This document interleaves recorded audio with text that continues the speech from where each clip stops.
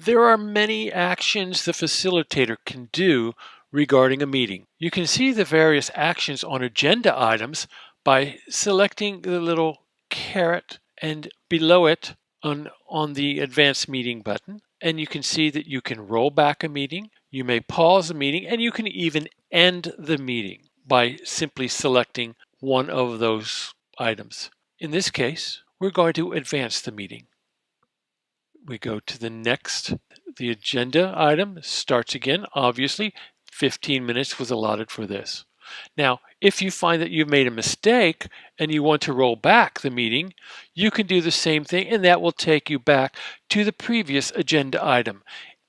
And to double check, you can look down on the meeting agenda and see where the hourglass is and keep track of where you currently are. So let's select rollback meeting.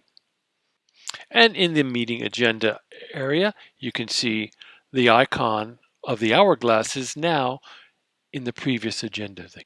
In case you want to pause a meeting, that's extremely simple. That will pause the meeting, and you see it shows with a timer how long the meeting's been paused for. And it's counting up. And it shows paused. It's very clear on the top. Should you choose to resume the meeting, it's very simple. Where the advanced agenda item button was, it now says resume, and you select that, and we go back, and your countdown is resumed, and it's counting down.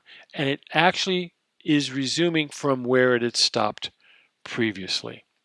You can also select end a meeting simply by doing that. Should you be near the end, or if something occurs and you want to end it for whatever reason. We're not going to do that now. We're going to continue. We're going to advance the meeting to the next agenda item.